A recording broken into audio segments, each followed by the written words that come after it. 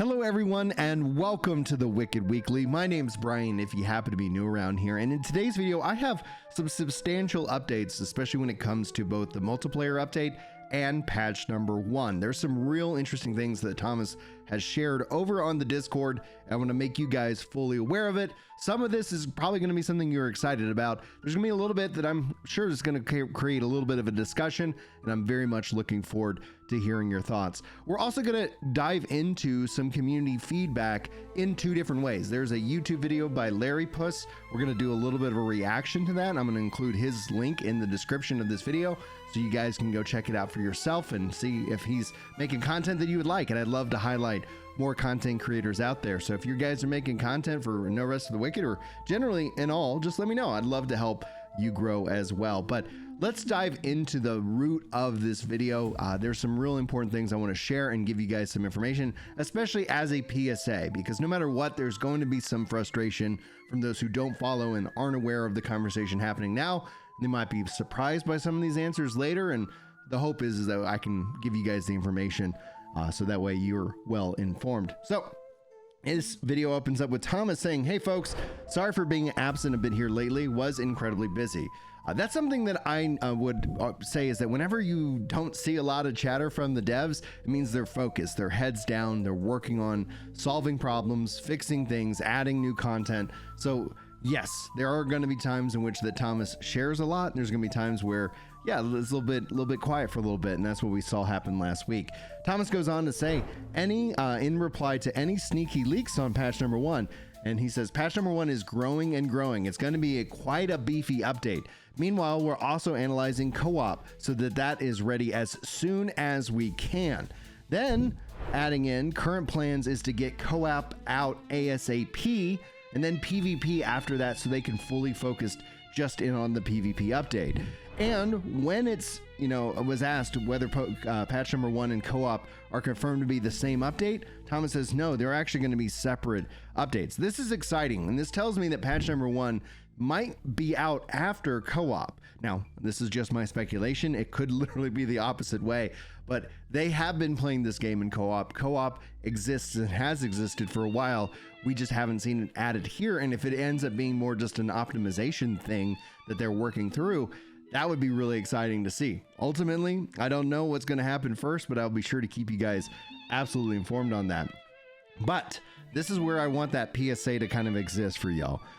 Thomas, when talking about it, says, to do multiplayer, you will need a Moon account, ultimately because of cross save and cross play. They don't want you to be tied into any specific platform, or they don't want to be tied into any specific platform. But when asked about, like, if you don't want to play multiplayer, the current idea is that you won't have to create a Moon account if you're not interested in playing multiplayer or having that cross save option. So options, I think, are something great for gamers rather than being forced into any specific thing. Ultimately, I wouldn't mind if they just created all of this behind the scenes anyway for you, so you don't have to go jump through hoops. And then if you wanted to then, I guess, own your account, log into your account, then you'd have that functionality, and you wouldn't have two completely separate builds where it's like, well, you didn't register for an account, so we didn't back it up. So, well, too bad, so sad. You have to make a new progress from here. Ultimately, we'll see how this plays out, but we've known that Moon accounts are coming, and they're coming with multiplayer, and maybe that's essentially what is currently delaying it. Time will tell. Now, the crux of this video is going over what Thomas shares right here. This is all about us giving feedback to the devs, but here's what he's got to say, and I think this is really important. He says, folks, one of the things I'm thinking about is how we get more players to join early access already. I'm honestly a bit puzzled that some other games that have, I think, are lesser quality have already sold more copies than we did. So it's going to be interesting to hear from all of you on what you think the biggest pain points are. I think the realm tiers will make Wicked way more accessible, and there's a lot of quality of life changes coming, like fast travel stuff and upgrading whispers in order to get players where they want and there. And of course, co-op, but I'm wondering which feature exactly will get us to the tipping point. So that's the question I want you guys to ponder. For me, my answer is co-op. The number one question I get outside of when's this game coming to consoles is co-op. Hey, me and my friends, we're going to dive in as soon as co-op exist, and I get it. That's something that I'm very much excited for. Now, that being said, I know the console answer is like, well, you bring it out to consoles, you're going to get way more people playing, and that is absolutely true. However, that does come with some knock-on effects, and I don't know yet if they're willing to risk those knock-on effects, namely being, you think the Baldur's Gate 3 scenario, perfected in early access, and then when they brought it into consoles, you have so much more excitement, so much more hype behind the game, because it isn't like something like, oh, didn't I play that game 3 years ago or 2 years ago? That's just my perspective, but as it unfolds, we'll be covering it all here for you guys. A special thank you and shout out to the 1,600 of you guys who are new, further progressing our way to 100K. Steven says sub just based off the ending message. Thank you for that sub, Steven. And Aladdin says, get this man to 100K. We will be doing a Switch 2 giveaway when we cross over that mythical number here, wherever that happens. So thank you guys so much for the support, and I look forward to celebrating with you guys here in the next year. Maybe I think that would be a good trajectory based off of just the numbers. Maybe that's what we're looking at, but at the end of the day, we're gonna have a lot of fun. All right, so let's dive into kind of one of the biggest pieces of feedback. This is something that I think is really exciting. Now, I've already reacted to it. I filmed that reaction already, and so you guys, I have a little bit of forethought into going into this video, but they knock it out of the park. There are some really great ideas that they share, and that's one of the reasons why I wanted to share this video with you. So it starts off with Raven says, a very simple and precise video. Hope you like it. Sorry for pinging you. I thought the video had some cool ideas. If you have time, please take a look. And Thomas says, you'll see that I already added a comment on the video. A lot of what was proposed in the video was already on the list. And you can see here Thomas on the video itself saying good list and noted. So with that, like preface out of the way, let's dive into the video. So with that interaction, this led me to the YouTube video. I thought it'd be really fun today to sit down and react and give you guys my thoughts to this. But with any React content, I always want to make sure we support the original creator. The top link in the description will be for their YouTube video. Please go check it out. If you like what they have to say, maybe give them a follow or subscribe there. That would mean a lot to me. But let's go ahead and dive in and see what they say in terms, especially the call to action that Thomas is giving all of us. Where does this fall in terms of what you're looking for and how the game can continue to improve? All right, Larry, take it away. Hey everyone. So the other day I was chatting with some friends about No Rest for the Wicked, and we started throwing around a ton of ideas. Stuff we'd love to see added to the game. Sure, there's a lot the devs can polish and improve, but the real question is, what's actually missing? Multiplayer. What features, mechanics, or content would take this game to the next level? Multiplayer. Before we dive in, I'd love to hear your thoughts too. If you've got your own ideas or something you wish the game had, drop a comment below. Let's get a real discussion going, and maybe the devs will listen. Let's start with the smaller quality of life features. To jump in on just that alone, the devs are absolutely listening. It's wild because the thing I went in to check is Thomas actually left a comment on his video. Thomas is showing up in people's live streams. These devs, I think, is one of the best things about Moon Studios is they're really, really engaged. I think that's an important thing. I think that's something I want to personally reward with my time and my attention, my money. And that's one of the reasons why we continue to give away copies of this game through Steam, so more people can hopefully play and enjoy. Anyway, Larry, back to you. Number 1, photo mode and UI toggle. We need a photo mode. This game is beautiful. For Seriously, UI toggle. The lighting, the environments, the armor detail, yes. It all deserves to be captured. Yeah. And I get it. The top-down angle might make a full photo mode tricky, but at the very least, give us the option to hide the UI completely. Yeah. No health bar, no menus, just a clean screenshot. I Cool want to to play zoom the game in that on my way character, anyway. admire the armor I spent hours grinding and upgrading, and maybe even use it as a wallpaper. And while we're at it, let us view our character in full detail from the inventory menu too. Oh, that'd be sweet. It's a shame when you've got a badass set of gear and can't even enjoy looking at it, because we got all the item icons covering it. Number 2, detailed character stat screen.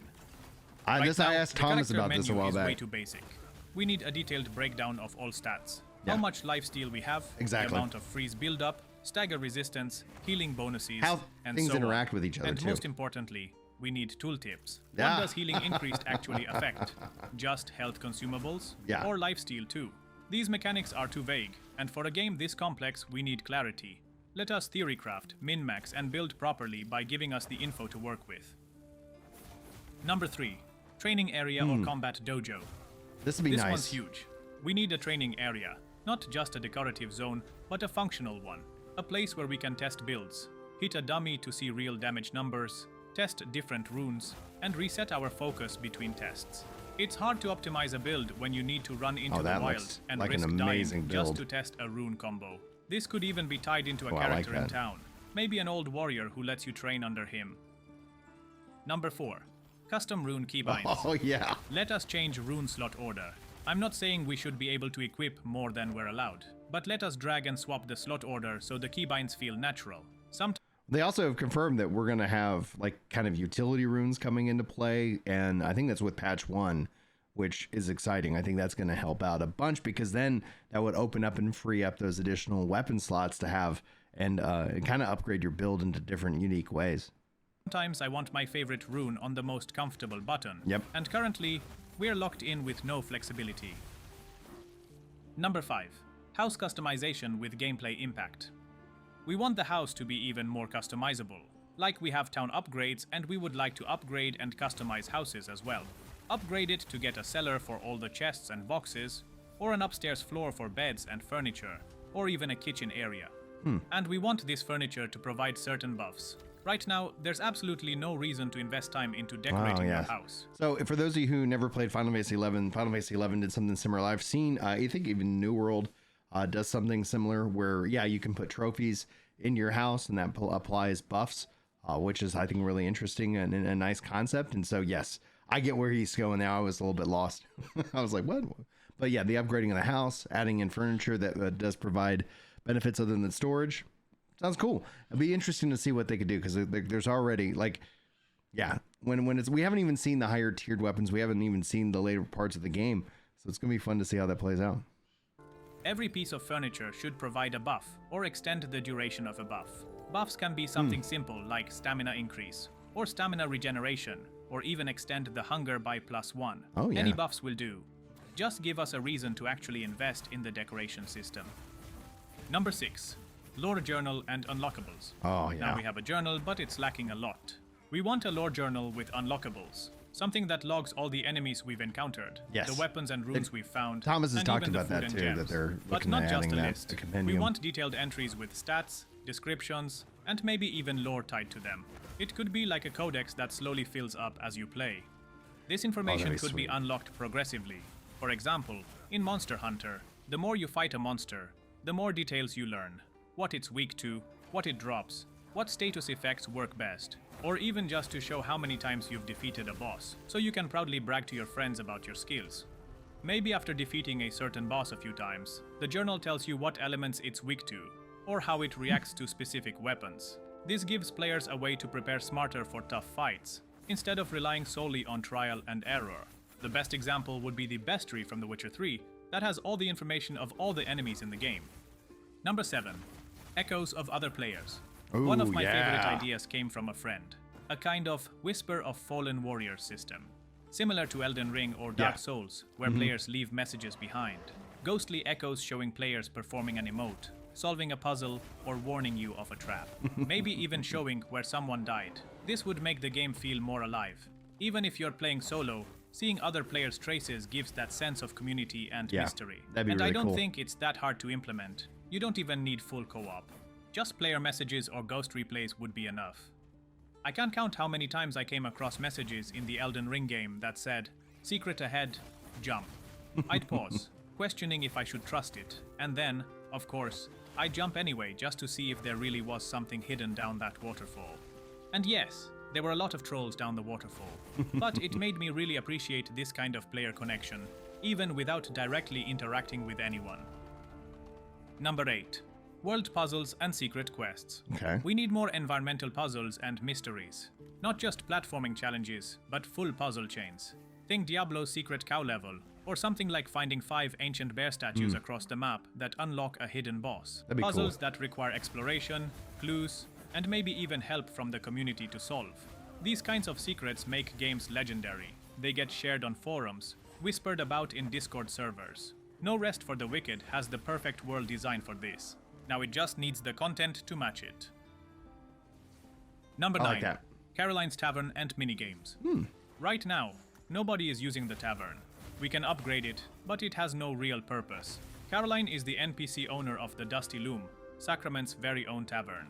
But currently, she just stands there with no real function, beyond a bit of dialogue and some beds that you can just add to your own house. I think they should add a minigame. Something where you collect different types of items and battle with other players, similar to Gwent in The Witcher. It doesn't even have to be that detailed. It could be a simpler game, like the dice game from Kingdom Come Deliverance. Introducing a collectible minigame like this would drastically enhance the game and give players another way to earn or lose money. The more you upgrade the tavern, the more famous or difficult opponents start showing up. And the harder the game, the bigger the income potential if you win. Neat. Another idea is to make the tavern the place where a new mechanic is introduced. Alcohol.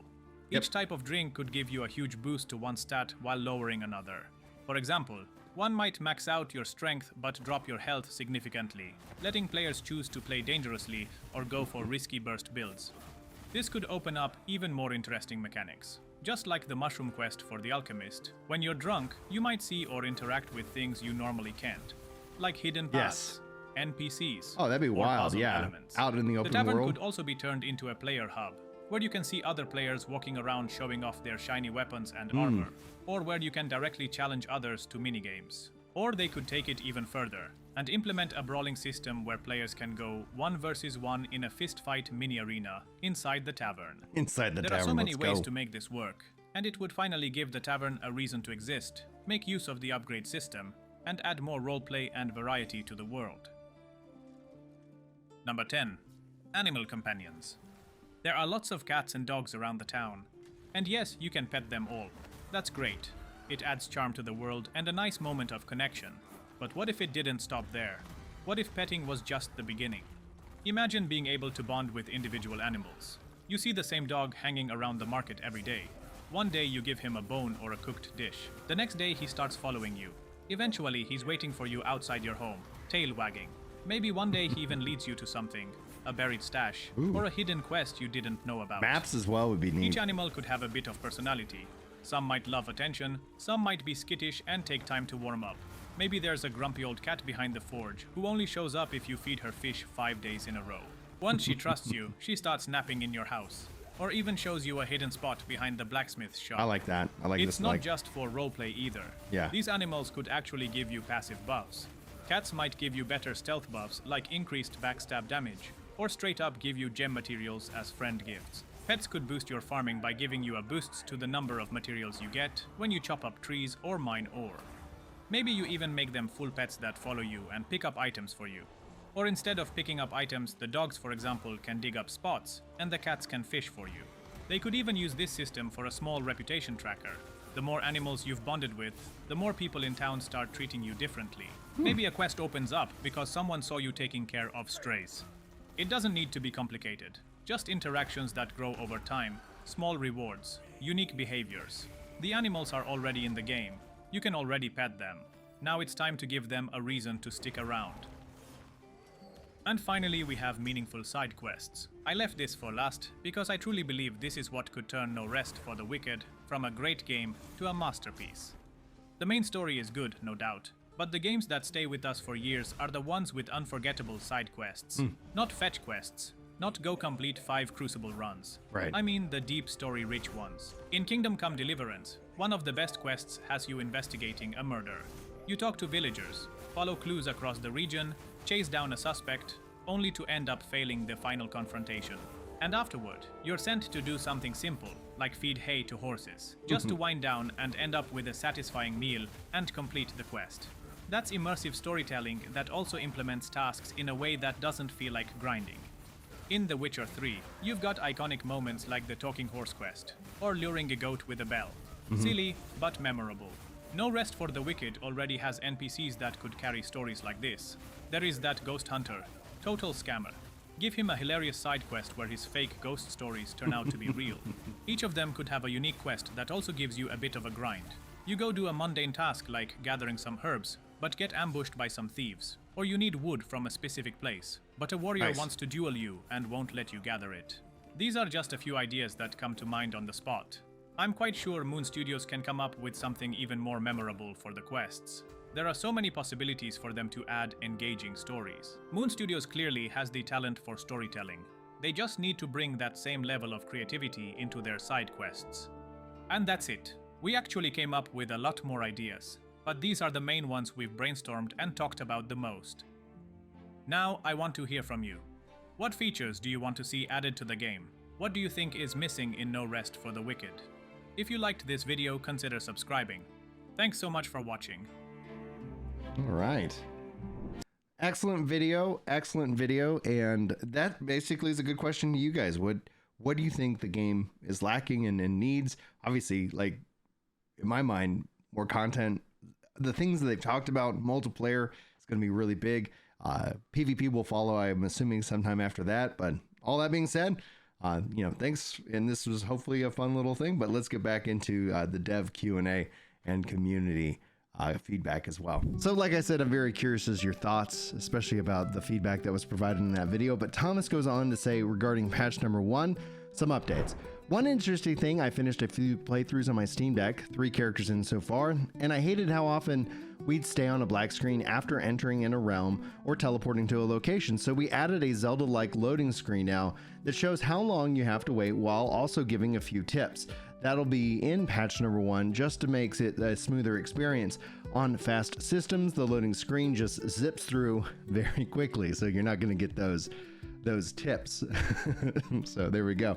Thomas also goes on to say you're going to be able to upgrade the whispers in patch number 1. So if you guys are paying attention, fast travel to different whispers are going to be behind unlocking and upgrading them. And apparently you can upgrade them into a golden state. So we're going to have to see how long that takes. Now we're going to dive into the dev Q&A section of this video. This is where a lot of the community has been asking him some questions. Here are his answers, and let's get it going. When we're talking about the goat, Thomas continues to say, let's hope you didn't sell your goat's blood. Max Hero says, is the goat's blood have any other purpose than increasing infected zones? And Thomas replies, yes.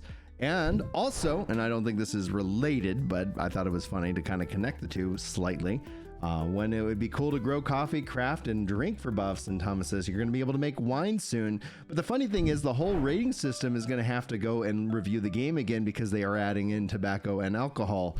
And being the fact that the game has death and dismemberment, it's funny that tobacco and alcohol are the problem items here. Than that, but it is what it is. I'm very entertained by all of that. Some industry insight there. Now, Botso over on Discord says, hey Thomas, is there a chance we can see a combo system similar to Devil May Cry? I think it would work in the context of No Rest for the Wicked. I also wanted to share some thoughts on the gauntlets. I expected their implementation to be different. Is it possible to make attacks more combo based with a sequence that consumes stamina and focus? Something where you could chain attacks together. Now Thomas says it won't work quite like it is in Devil May Cry, but yes, we've been thinking of a similar vein in order to add in a layer on top performing multiple actions that give the player satisfying feedback whenever they pull off a cool sequence. A parry followed by a special or a backstab, etc. that will reward that properly. I was thinking more in the veins of Street Fighter 3 Third Strike. Typo asks, nice, do vulnerabilities to certain damage types have a place in Wicked? Like, may a pestilence critter vulnerable to fire, or ice critters vulnerable to ice, or something like chainmail plate enemies resistant to not spears and clubs? And Thomas replies, that's actually already the case. We just need to make it clear and clarify it with the compendium, which ties into the React video that we just did earlier in this video. Now, Thomas says, when asked, can you elaborate a little bit? Wolves, basically, he's confirming take more damage from fire. I like that. I like elemental weaknesses. I like how all of that plays into RPGs. And it's interesting because in action RPGs, you see it less and less. And the fact that No Rest for the Wicked is still going with that strong, I really appreciate that aspect. EPH says, will we be able to use the same character on different realms, realm customs, and realm tiers, whether it is in the next patch or later on? And Thomas says and confirms you already can. And that's one of the things that we're working on here in terms of leveling and maxing out your progression guide. Right now it uses multiple realms. They've actually talked about making one realm easier to farm and do various different things, so you wouldn't need to use multiple realms. But it also does confirm that with the realm changes that isn't going away. You'll be able to take your character to any number of realms, assuming it's not a hardcore character. Hardcore realms are exclusive to hardcore characters. All right, and then typo in response, I want to play Smooth Studios altar in the middle of Sacrament, make it cost 99 wood, etc. Thomas is reminding you guys there is something in Sacrament that still is not available. The fortress on top of Sacrament, it's going to be incredibly expensive, so you're going to need all the resources that you have stored up. And that is the dev Q&A. And as we wind down today's video, I want to give this creator, this post, a little bit of attention, because it's something we know that you're going to be able to do different gym slots, but this is what they want. I like the idea. I'd love to hear your thoughts, and if you guys want to support the idea, yeah, go sound off on it. That will help, because we know the devs are listening, which is a real good thing. Chameleon says, we are discussing a gym drop rate in Discord and how to get gyms in general, and an idea came up and I thought was quite good. Have a gym cutter NPC in Sacrament. Something like Marco's the Potion Seller. Do a side quest for them and they're going to let you get gyms out of them. You can get other gyms or resources to get specific gyms, and or remove gyms from equipment and reuse, which will come in at some point, and we know. And this can obviously be upgraded to Danos, just like the other Sacrament NPC shops. I think this is a great idea. This is another thing that would be really valuable, especially because that's another question that we get a lot, is how do you get gyms? And it's like, the answer is do a lot of runs. Like, you just keep playing, and you hopefully the RNG will bless you with more and more gyms.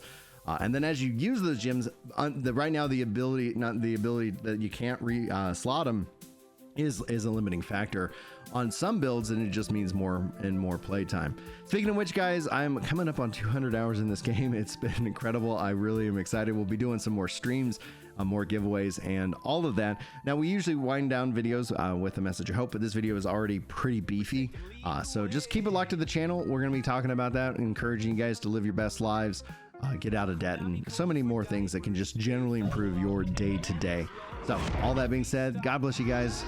Thank you so much for your time today, and hopefully I'll see you in the next video.